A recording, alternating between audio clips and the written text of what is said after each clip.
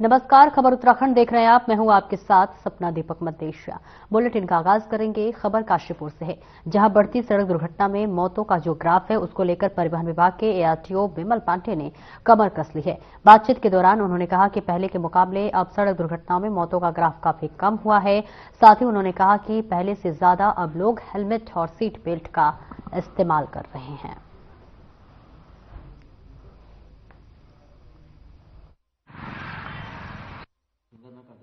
देखिए, सड़क दुर्घटना जहाँ तक अगर बात करें तो अभी आंकड़ों की बात करें तो उधमसिंह नगर में पिछले साल की तुलना में कम हुए दुर्घटनाएं, लेकिन हाँ बढ़ रही है। निसंदेह लगातार दुर्घटनाएं हो रही हैं, प्रदेश में भी हो रही हैं और देश में भी हो रही है।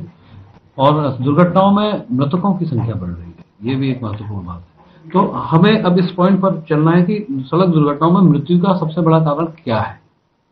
तो यहाँ पर दो चीजें मैं आपको बताना चाहूंगा। पहली बात तो यह है कि जो सड़क दुर्घटनाओं में मृत्यु होती है वो होती है हेड इंजरी के कारण, सिर पर लगने वाली चोट के कारण। अगर सिर सुरक्षित होगा तो आप सुरक्षित होंगे, आपका हाथ पैर टूट जाएगा तो बन जाएगा, लेकिन सिर अगर गया तो समझिए स्पॉट डेथ जो होती है।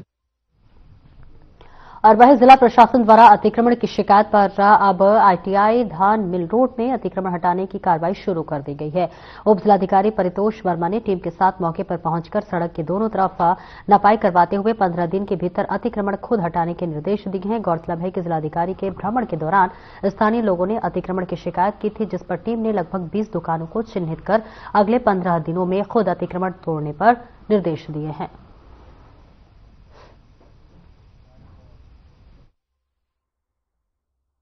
देखिए, इस पुरानी आईटीआई के पास जो धान मिल रोड है उसमें सड़क के किनारे पे अतिक्रमण किया गया है और इस अतिक्रमण को आज चिन्हित किया गया पीडब्ल्यूडी के साथ संयुक्त सर्वे करने के उपरांत। और जितने भी अतिक्रमणकारी हैं उन सभी को 15 दिन का समय दिया गया है और यह कहा गया है कि आप स्वयं यहाँ से अतिक्रमण हटा लें, अन्यथा आपके अतिक्रमण को विभाग द्वारा हटवा दिया जाएगा।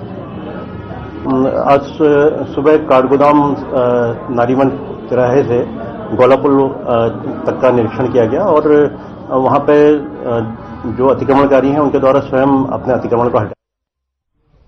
और बाजपुर में 5,838 एकड़ भूमि को लेकर काफी लंबे समय से किसान, मजदूर एवं व्यापारी वर्ग के जुड़े लोग तहसील में धरना प्रदर्शन करते हुए सरकार से मांग कर रहे हैं कि उनकी भूमि जो है धरी अधिकार उन्हें वापस लिए जाए। भूमिधरी अधिकारों को लेकर तहसील परिसर में चल रही भूमि बचाओ आंदोलन को 500 दिन पूरे होने पर आंदोलनकारियों ने सरकार को जगाने के लिए ताली थाली व कंटर बजाकर प्रदर्शन किया। आपको बता दें कि किसान काफी लंबे समय से तहसील में आंदोलन कर रहे हैं, लगातार सरकार से मांग कर रहे हैं कि उनकी भूमिधरी अधिकार उन्हें वापस किए जाएं। आंदोलन को चलते हुए लगभग आज 500 दिन पूरे हो चुके हैं, लेकिन सरकार में उनकी मांगों की पूरा नहीं किया जा रहा है।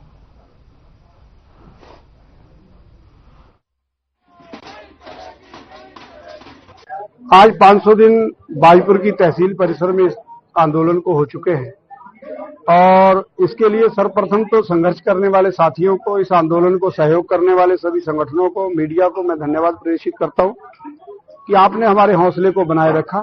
हालांकि सरकार ने कई बार हमारे हौसले को तोड़ने का प्रयास किया है और मैं सरकार से ये उम्मीद हमें नहीं थी। जिस तरीके से एक नारा जब मुख्यमंत्री बने थे लगा था कि सबकी हामी पुष्कर धामी, तो मुझे लगता है कि बाजपुर वालों की तो कोई हामी अभी तक भरी नहीं गई है और बाजपुर के लोग बहुत निराश हैं। माननीय मुख्यमंत्री जी ने मेरे साथ ही लोगों को मैं जानता, मेरे साथ मेरे रूबरू होके 6 दफा वायदा कर चुके हैं कि पड्डा साहब बहुत जल्दी आपका काम हो जाएगा। अब समझने लगी कि जल्दी कितनी लंबी होती है। हम मुख्यमंत्री जी से फिर आग्रह करते हैं कि हमारा जो ये जमीन का मसला है इसको हल कर दें। और भीमताल विधायक की अध्यक्षता में भीमताल विकास भवन में पार्किंग की समस्या को लेकर व्यापारियों ने संबंधित अधिकारियों के साथ बैठक आयोजित की गई, जिसमें नाराज व्यापारी जिला प्राधिकरण के अधिकारियों के खिलाफ भड़क उठे। व्यापारियों ने विधायक के सामने प्राधिकरण और जिला प्रशासन के अधिकारियों पर भीमताल की अनदेखी करते हुए पार्किंग का निर्माण नहीं कराने का आरोप लगाते हुए कहा कि प्राधिकरण के अधिकारी पार्किंग के नाम पर गुमराह करते नजर आ रहे हैं। साथ ही प्राधिकरण पर स्थानीय लोगों के नक्शे पास कराने में उत्पीड़न का आरोप लगाया। तो वही मल्लीताल और डांठ में पार्किंग नहीं बनाने पर नाराजगी जाहिर की है। वहीं क्षेत्रीय विधायक राम सिंह कैड़ा ने पार्किंग निर्माण को धनराशि जारी होने की भी कार्य नहीं किए जाए और विभागों में आपसी तालमेल नहीं बनाने पर अधिकारियों पर नाराजगी जताई। विकास अधिकारी, झील प्राधिकरण सचिव, एसडीएम नैनीताल और सभी अधिकारियों को मैंने बुलाया था यहाँ पर। और क्योंकि मेरे भीमताल नगर में हमेशा जाम की स्थिति रहती है, माननीय मुख्यमंत्री जी की जो पूर्व में घोषणा थी 4 करोड़ रुपया मुख्यमंत्री जी के आशीर्वाद से हमें मिला हुआ है। थोड़ा तकनीकी कारणों से काम प्रारंभ नहीं हो पा रहा है, तो इसलिए आज सभी विभागीय अधिकारियों को यहाँ पर बुलाया था कि जो पार्किंग है उसमें जल्दी काम शुरू हो। और मुझे आशा है कि बहुत जल्दी आचार संहिता लगने से पहले हम इस काम को शुरू करवाएंगे, जिससे कि हमारी क्षेत्र की जो बहुत पुरानी मांग है वो पूरी हो जाए।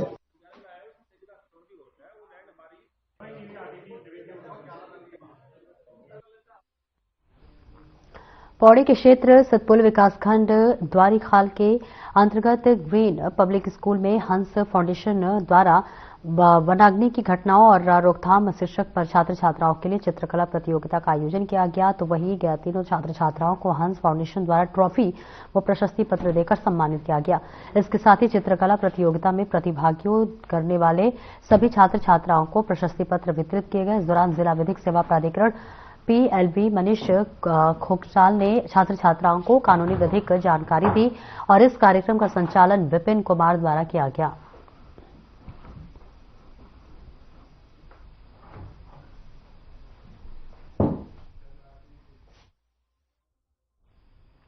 दिनेशपुर में अज्ञात चोरों ने एक बार फिर पुलिस को खुली चुनौती देते हुए घर का दरवाजा तोड़कर अलमारी से रखे लगभग 18 लाख सोने चांदी और हीरे के जेवरात सहित 2.5 लाख से अधिक नकदी चोरी कर ली है।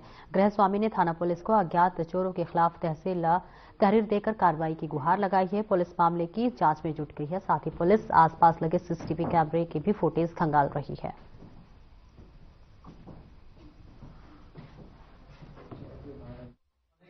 सर, जहाँ तक मुझे लग रहा है किसी ने रेकी की है। बताया गया है कि हम लोग घर पे नहीं है, क्योंकि हमारा जो लॉक है ना सामने लगा रहता है एंड आसपास हमारे यहाँ कोई है नहीं। तो हम लोग चले गए निश्चिंत होकर कि भैया हम कल नेक्स्ट डे आ जाएंगे। जब हम मौके पे पहुंचे तो दरवाजा तोड़ने की कोशिश की गई थी, तो उनसे नहीं टूटा तो उन्होंने किचन के थ्रू एंट्री करी और ओनली अलमीरा पे हाथ साफ किया जहाँ पे हमारा सामान था, ज्वेलरी एंड कैश था। बाकी सारा सामान ज्यों का त्यों पड़ा हुआ था सर, कहीं भी उन्होंने कोई भी स्केच नहीं किया। मेरा लैपटॉप, मेरा मोबाइल था एक एक्स्ट्रा, उन्होंने वो छुआ तक नहीं, सिर्फ ज्वेलरी एंड कैश ले गए सर। यहाँ से चोरी हो रही है, इसके लिए मैं कहूंगी कि रात को पुलिस की अपनी गश्त बहुत ज्यादा बढ़ा देने की जरूरत है। आज के टाइम में इतना मामूली मामला नहीं है कि किसी के जीवन भर की पूंजी चली गई है। और सर्दियों का सीजन है, कोई भी जाए तो उसको अपना घर खाली छोड़कर ताला लगाकर बिल्कुल भी ना जाए, अपने किसी रिश्तेदार को जरूर छोड़े। और रुकेंगे एक छोटे से ब्रेक के लिए, जल्द लौटते हैं।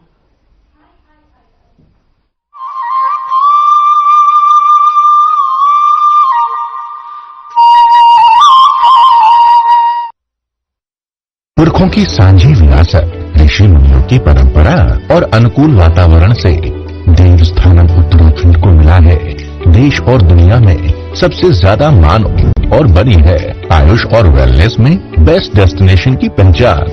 We all came here to clean our 5 chakras and so far so good. We really enjoy it and I give my best wishes for the government of Uttarakhand. Uttarakhand सरकार का संकल्प है कि आयुष और वेलनेस की समृद्ध प्राकृतिक और सांस्कृतिक विशेषताओं से प्रत्येक व्यक्ति को जोड़ा जाए और सर्वोत्तम सेवाएं प्रदान की जाएं।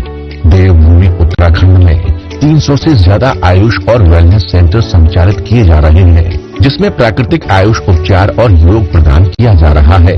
मेरे पाँव की हड्डी भी थोड़ी बढ़ गई थी और वो पंचकर्म भी मैंने कराया है और मेरा सारा ट्रीटमेंट यहाँ पे मुफ्त हुआ है और उसमें मुझे 90% फायदा हुआ है। राज्य में पहली बार इवनिंग OPD संचालित की जा रही है, जिसमें प्रकृति परीक्षण और ऋतुचर्या के अनुसार गैर संक्रामक रोगों और गंभीर बीमारियों का उपचार किया जा रहा है।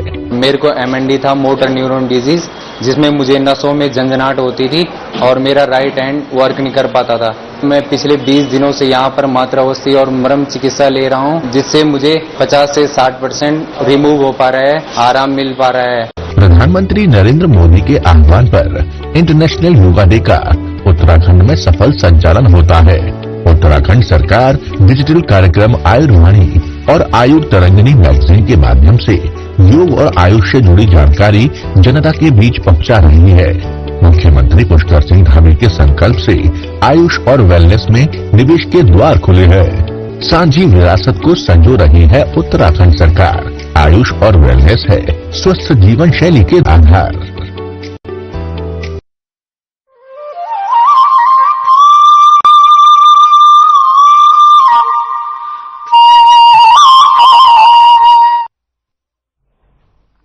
अब ब्रेक के बाद एक बार फिर से स्वागत है आपका। बढ़ते खबरों की ओर। बांग्लादेश में हो रहे हिंदुत्व पर अत्याचार को लेकर आक्रोशित रिटायर्ड सैनिकों ने खटीमा नगर में जुलूस निकालकर एसडीएम के माध्यम से राष्ट्रपति को ज्ञापन भेजा है। आक्रोशित पूर्व सैनिकों ने बताया कि बांग्लादेश में हो रहे हिंदुओं पर जुलूस को बर्दाश्त नहीं किया जाएगा। उन्होंने सरकार में मांग की है कि पुनः सेना में भेजकर बांग्लादेश में भेजा जाए। हमारे अध्यक्ष महोदय ने बोला कि आपके माध्यम से हम अपनी बार राष्ट्रपति और लोकतांत्रिक देश में होने का हमें बड़ा गर्व महसूस हो रहा है। और जो आज का जो ज्ञापन हम लोगों ने भेजा है वो एसडीएम महोदय के माध्यम से हमने राष्ट्रपति महोदय को भेजा है, जो बांग्लादेश में हिंदू के प्रति जो अत्याचार हो रहा है और उनकी जो एक उनके मंदिरों पर जो आस्था का प्रतीक है उसको मिटाने की कोशिश हुई है। तो इसी के खिलाफ हम लोग पूर्व सैनिक संगठन खटीमा ने एक आक्रोश रैली का आयोजन किया, जो हम यहाँ पर जो उपजिला अधिकारी महोदय थे उनके संज्ञान में। आज का मुख्य उद्देश्य ये था कि जो हमारे हिंदुओं पर बांग्लादेश में अत्याचार हो रहा है, इतने दिनों से अत्याचार हो रहा है, लेकिन भारत सरकार ने उसमें अभी तक कोई हस्तक्षेप नहीं किया। उसी के उपलक्ष्य में आज हमारे पूर्व सैनिकों ने आह्वान किया है, क्योंकि इसमें से हमारे कुछ पूर्व सैनिक जो है जब बांग्लादेश आजाद हुआ था 1971 में, उसमें भी इन्होंने हिस्सा लिया है। तो उन पर आज इतना जोश आया है कि प्रदेश में भाजपा सरकार सीएम धामी के नेतृत्व में कई ऐसे कार्यों को कर रही है जिसने न सिर्फ पहचान कायम किया बल्कि उन कार्यों के माध्यम से युवाओं के पलायन को रोकने के लिए भी लगातार प्रयासरत कर रही है। इसी क्रम में भाजपा के प्रदेश महामंत्री खिलेंद्र चौधरी ने कहा कि रोजगार के अवसर देकर और स्वरोजगार को बढ़ावा देकर पहाड़ों से पलायन को रोकने के लिए कई बार बहुआयामी योजनाएं चलाई गई हैं, जिसमें खास तौर पर होम स्टे के माध्यम से सरकार ने पर्यटन को बढ़ावा दिया है ताकि पहाड़ों से पलायन रोका जा सके। साथ ही उन्होंने कहा कि शिक्षा और स्वास्थ्य के क्षेत्र में सरकार ने बहुत काम किया है, जिससे कि आज पहाड़ों पर शिक्षा का स्तर सुधरा है।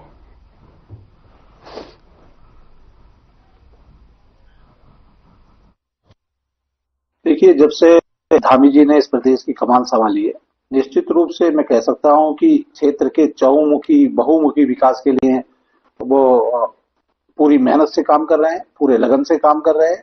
और जहां तक होम स्टे की बात कही आपने, चारधाम यात्रा की बात कही, क्षेत्र की जो जनता है, क्षेत्र में जो रोजगार के साधन डेवलप होने चाहिए, उनके लिए लगातार उनका प्रयास रहा है। चाहे वो सरकारी नौकरी की में भी बात करें हम, तो 22 अर्जुन घाटी में शीतलहर के आगमन के साथ ही सर्दियों में जो है अब लोगों के लिए अब जो है ठंड का मौसम भी आ गया और रैन बसेरों में जो है व्यवस्थाएं बनाने के जो कार्य हैं वो लगातार चल रहे हैं। देहरादून में भी इस तरह की पहल देखने को मिल रही है, जहां पर इसके लिए सरकार अब लगातार प्रयासरत है। तो वही अलाव जलाने की व्यवस्था बनाने में निर्देश दिए गए हैं। और वही आपको बता दें कि उपनगर आयुक्त गोपाल राम बेनवाल ने बताया कि ठंडी के मौसम में कोई भी इंसान शेल्टर के अभाव में सड़कों पर रहने पर मजबूर नहीं होगा और उन लोगों के लिए नगर निगम सर्दियों से शेल्टर देने की तैयारी कर रहा है ताकि उन निराश्रित और असहाय लोगों से ठंड से बचाया जा सके।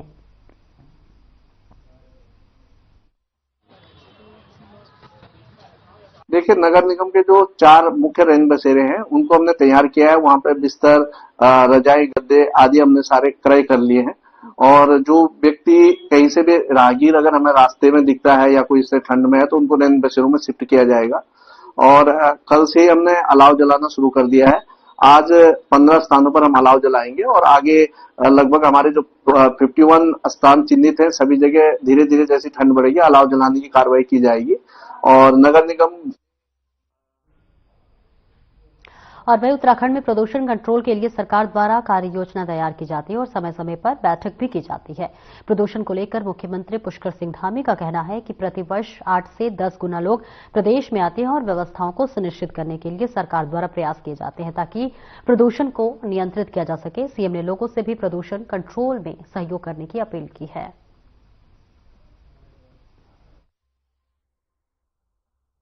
देखिए, चूंकि हमारा राज्य अब केवल मैं कहूं कि 1,25,00,000 लोगों के लिए सुविधाओं को जुटाने का काम, आवश्यकताओं को जुटाने का काम नहीं है। हमको जो है राज्य के अंदर आने वाले लगभग 8 से 10 गुना ज्यादा लोग जो प्रतिवर्ष हमारे राज्य के भ्रमण पर आते हैं, उन व्यवस्थाओं को भी सुनिश्चित करना है। इसलिए हम चाहेंगे कि सभी लोग उसमें अपना अपना योगदान करें और जो लोग अपनी गाड़ियां लेकर आते हैं उनसे भी हमारे मुख्यमंत्री पुष्कर सिंह धामी की अध्यक्षता में सचिवालय में हुई बैठक में जो है 22 बिंदुओं पर चर्चा की गई, जहां मंत्रियों ने भी आपस में चर्चा की। पहले विचलन का फैसला हुआ था और उपभोक्ता के इसका लाभ उठा रहे हैं और इसी के साथ साथ बैठक में भी ये तय किया गया है कि अगर कोई उपभोक्ता सब्सिडी थाने के लिए गलत तरीका अपना रहे हैं तो उनसे 2 गुना वसूला जाएगा और इसका फैसला डीएम करेंगे। कैबिनेट ने उत्तराखंड आवास नीति की मंजूरी दी है और इसमें 5 लाख तक की वार्षिक आय वालों को राहत मिलेगी। तो वही ईडब्ल्यूएस, एलआईजी और एलएमआईजी को भी लेकर भी बड़ा फैसला किया गया है। इसके अलावा विभिन्न विभागों और कर्मचारियों के मामलों को लेकर भी कैबिनेट ने अपनी मुहर लगाई है। इस प्रेस ब्रीफिंग में स्वागत है। आज लगभग 22 विषय थे माननीय मंत्रिमंडल के सम्मुख विचारार्थ। तो इसमें से 2 विषय जो है, एक ऊर्जा विभाग का विषय है और एक आवास विभाग का विषय है। उसके बारे में मैं सचिव आवास एवं ऊर्जा से रिक्वेस्ट करूंगा कि वो ब्रीफ कर दें। आज माननीय कैबिनेट के सम्मुख प्रस्तुत हो गया था राज्य सहकारी समिति निर्वाचन संशोधन नियमावली जो 2024 में बनी हुई थी। उसके तहत महिलाओं को सभी हमारी एम्पैक्स है, multi purpose primary agriculture cooperative societies, उनमें 33% आरक्षण दिया हुआ है। तो इन आरक्षण के चलते ये आवश्यक है उसमें कि ज्यादा से ज्यादा जो भी नई महिलाएं अभी सदस्य बनी है उनको वोटिंग का उसमें अधिकार मिले। वो उसमें एक समस्या ये आ रही थी कि पूर्व की जो नियमावली थी वो नियमावली ये कहती है कि आपको मतदान का अधिकार तभी प्राप्त होगा जब आप 45 दिन से पहले से 3 साल पहले तक उस। और राज्य में निकाय चुनाव का रास्ता अब साफ हो चुका है। राज्यपाल लेफ्टिनेंट जनरल गुरमीत सिंह सेवानिवृत्त ने सभी निकायों में ओबीसी आरक्षण के अध्यादेश को मंजूरी दे दी है और इसी के साथ निकायों में ओबीसी आरक्षण की अधिकतम 14% सीमा की बंदिश खत्म होने जा रही है। आपको बता दें कि सरकार अब आबादी के मुताबिक ओबीसी के लिए निकाय आरक्षण कर सकती है और एक सदस्य समर्पित आयोग के रिपोर्ट में 2 नगर निगम के 100 वार्डों में 12-12 एससी, ओबी और 1 वार्ड संरक्षित किए जाने की जो है संस्तुति दी गई है। लिहाजा जिला प्रशासन स्तर पर वार्ड आरक्षण पर सभी राजनीतिक पार्टियों की नजरें टिकी हुई हैं और वहीं इस बारे में प्रदेश प्रवक्ता सुनीता विद्यार्थी का भी बयान सामने आया है।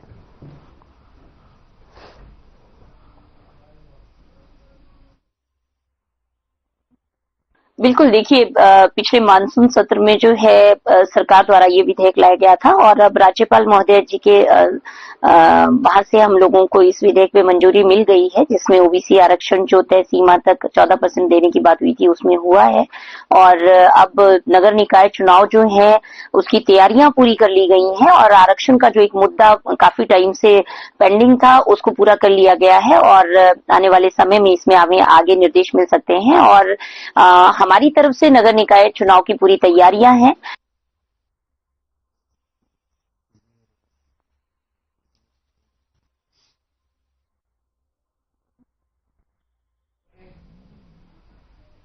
रुकेंगे छोटे से ब्रेक के लिए, जल्द लौटते हैं।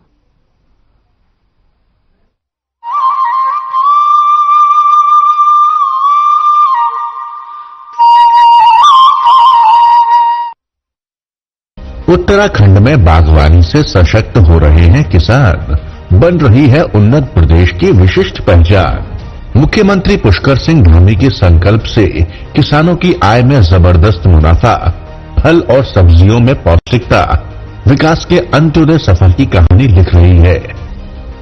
मुख्यमंत्री एकीकृत बागवानी विकास योजना के तहत किसानों को समृद्ध बनाने के लिए कोल्ड स्टोरेज पर 50% सब्सिडी अथवा 7,50,000 रुपए तक और रेफ्रिजरेटर वैन पर 50% सब्सिडी अथवा 13 लाख रुपए तक दिए जा रहे हैं।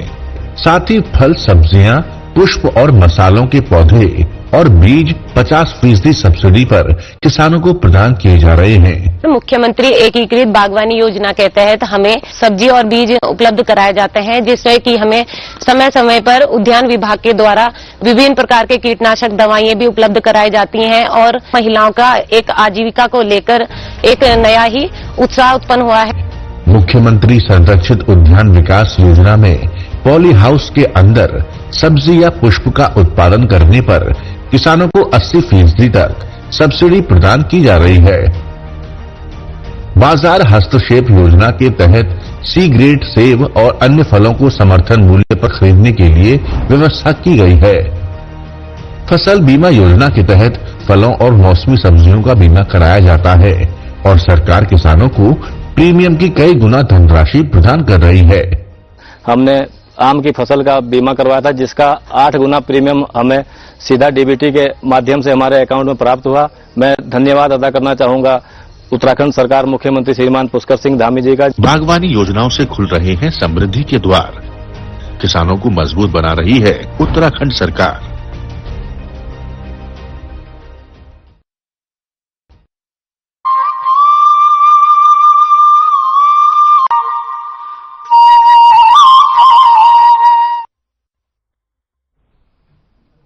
ब्रेक के बाद एक बार फिर से स्वागत है आपका। बढ़ते हैं खबरों की ओर। धामी सरकार ने उत्तराखंड आवास नीति नियमावली 2024 को मंजूरी दे दी है। इस नीति में तमाम नए प्रावधान किए गए हैं, जिसके तहत ईडब्ल्यूएस के लिए तय किए गए 3 लाख रुपए सालाना इनकम के मानक को बढ़ाकर 5 लाख रुपए सालाना इनकम कर दिया गया है। इसके साथ ही आवास खरीदने वाले व्यक्ति को स्टेट सब्सिडी के रूप में 2 लाख रुपए दी जाएगी, जबकि पहले 1.5 लाख रुपए का प्रावधान था। और यही नहीं, पहली बार उत्तराखंड सरकार ने आवास नीति में ये हाउसिंग को प्रमोट करने के लिए प्रावधान किया है। आवास नीति में अलग अलग कैटेगरी के लिए अलग अलग डेफिनेशन तैयार किए गए हैं।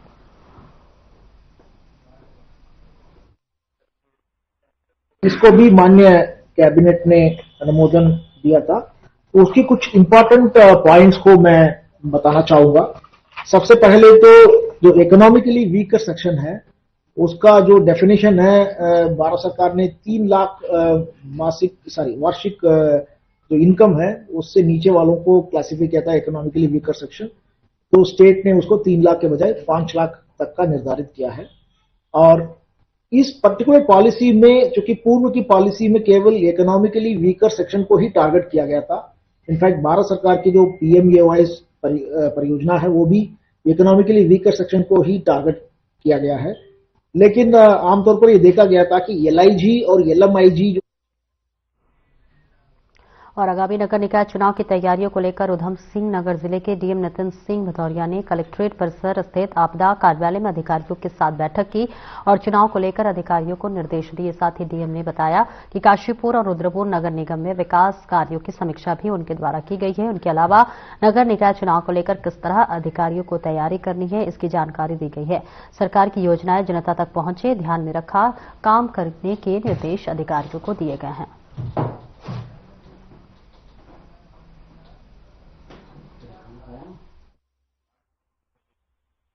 मैं इससे पहले भी शहरी विकास विभाग में जिम्मेदारी देख रहा था और क्योंकि नगर निकाय में अभी नगर निकाय चुनाव भी हमारे होने हैं और नगर निगम में काफी ऐसे इश्यूज होते हैं जो हमारे कहीं ना कहीं लोगों की डेली लाइफ को टच करते हैं।